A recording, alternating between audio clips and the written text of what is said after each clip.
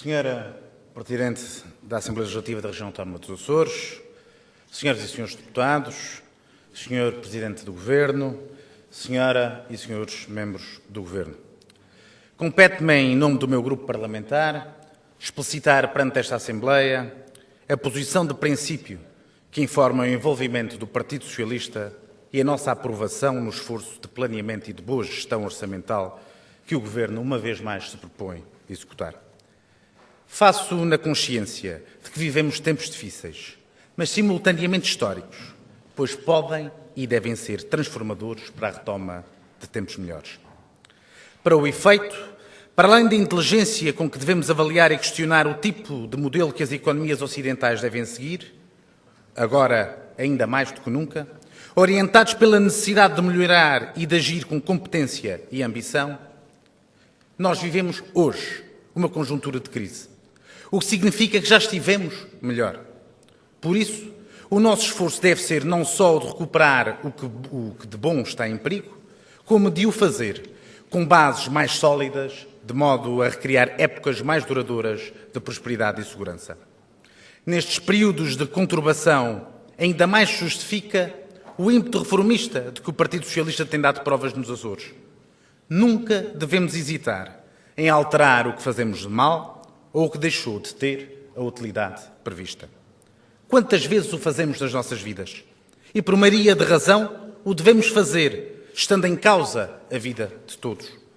É essa a nossa atitude, a atitude do Governo Regional do PS, promovendo e interpretando um diálogo ativo e útil com os parceiros sociais, com os setores inovadores, com instituições e atores internos e externos e, naturalmente, com os partidos políticos que desejam participar seriamente no debate para um bem comum. O unanimismo não é uma virtude da democracia e o significado do consenso não é a abdicação da dúvida e da alternativa.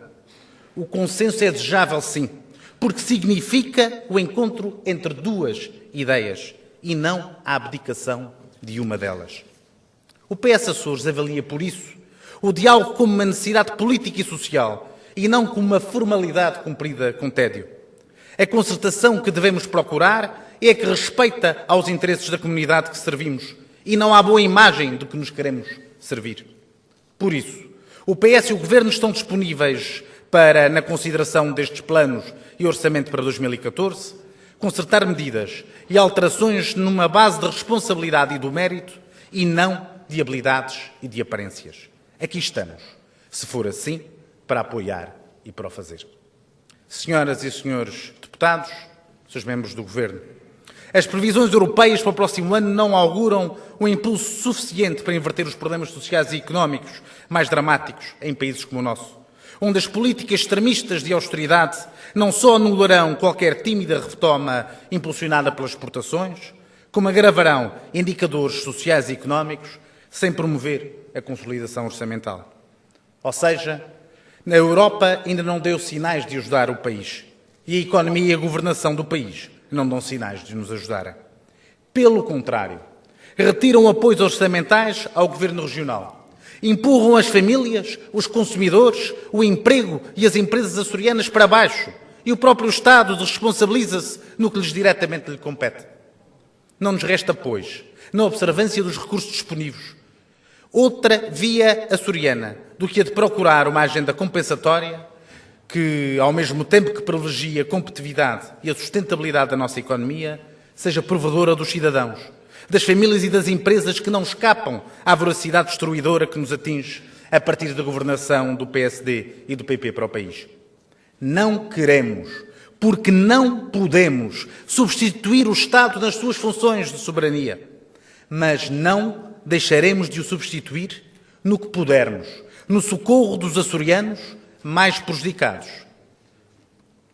O Governo Regional do PS tudo deve fazer para ajudar todos os açorianos que são vítimas dos efeitos destas políticas que nos chegam de Lisboa e que arrasam ambições, obra feita, direitos legítimos e elementares conquistados com o nosso trabalho ao longo das últimas décadas. Compete-nos agir com todas as armas disponíveis de governação, contrariando a via liberal de depreciação do Estado com que a direita se compraz e a sociedade se desprotege, intervindo, ajudando, regulando, dizendo presentes e cumprindo o nosso mais sagrado dever, o de fazer bom uso da autonomia, o de estar sempre ao lado dos açorianos e o de defender os Açores.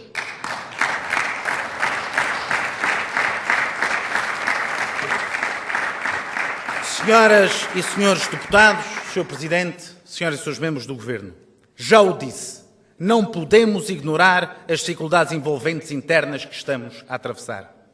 As políticas económicas europeias de austeridade, levadas a cabo nos últimos anos, estão a comprometer a zona euro e a promover o seu declínio, com consequências em economias de países decisivos, como a França, onde há 2 anos o crescimento estagnou, e como a Holanda, país líder na afirmação e imposição de um modelo de austeridade, inclusive para países como o nosso, onde o desemprego está a aumentar, o consumo é baixo e o crescimento chegou a um impasse. A própria recente intervenção do Banco Central Europeu, descendo a taxa de juros de referência, evidencia como a zona euro não tem a sua recuperação económica assegurada, que ainda há um risco forte de deflação, ou seja, de que ainda há riscos para a estabilidade da economia europeia e para a sobrevivência da própria moeda única. Em Portugal, como nos Açores, alguns políticos parecem ignorar estas causas envolventes e, conforme estão ou não estão no governo, lá e cá, comprazem-se com vitórias de pirro quando se conhecem taxas de desemprego ou indicadores de crescimento económico. Bastou o Tribunal Constitucional declarar a inconstitucionalidade e determinar a reposição dos subsídios natais e de férias aos funcionários públicos e logo vimos os seus efeitos positivos na reativação do consumo e da economia. É inadiável, pois, reconsiderar o que o rumo do Governo da República tem seguido e que quer fazer acentuar de excessos de uma austeridade que ataca os custos naturais do trabalho, mas não os consumos dispensáveis do Estado, olhando-os com olhos de ver o que isto está a provocar, inclusive e muito nos Açores, e rejeitando essa via que, muito provavelmente, os levará a um segundo resgate com intensidade e designação ainda não apuradas. Para isso estão convocados, na ajuda ao Governo Regional e ao PS, todos os partidos, com propostas e caminhos e soluções que melhorem esta via açoriana que procuramos empreender. Senhoras e senhores deputados, Sr. Presidente do Governo, senhoras e senhores membros do Governo. A nossa situação de economia periférica no contexto nacional e europeu, com um pequeno e peculiar e particular mercado interno, incapaz de gerar economias de escala que nos permitam competir eficazmente com menor especialização produtiva em outros mercados, tornam-nos especialmente vulneráveis a crises económicas externas de longa duração. É assim que constatamos a intensidade com que atualmente várias empresas vivem sérias dificuldades. Conhecemos muito bem a situação com que nos confrontamos. São muitas as famílias, com reformados e desempregados e crianças em idade escolar, que diariamente passam por dificuldades, que vão desde o provimento das suas necessidades mais básicas de medicamentos ao pagamento de serviços essenciais para a sua vida. Para isso contribuem o desemprego e a escassez dos meios de sustento em famílias que se reagrupam e, de modo muito cruel também e desumano, as decisões do Governo da República, como o aumento da carga fiscal, como a diminuição das pensões, como os cortes e diminuições do subsídio de desemprego e a senha que prossegue contra o rendimento social de inserção e de outros apoios também que integravam a rede de suporte social. Mas, tal como a Constituição é hoje, uma das mais importantes manifestações da nossa soberania, a nossa autonomia, protegida na Constituição, tem de ser a fortaleza preservada onde construímos formas alternativas de solidariedade e desenvolvimento. Somos todos chamados a agir neste contexto. Reafirmamos que há um outro caminho que pode e tem que ser prosseguido, até ao limite das nossas forças, para minorar e atenuar os efeitos negativos que nos têm chegado. A ação dos governos do PS nesta agenda compensatória que já atinge os 230 milhões de euros no plano de orçamento que aqui discutimos, é por isso fundamental para a nossa economia fragilizada como para as nossas famílias.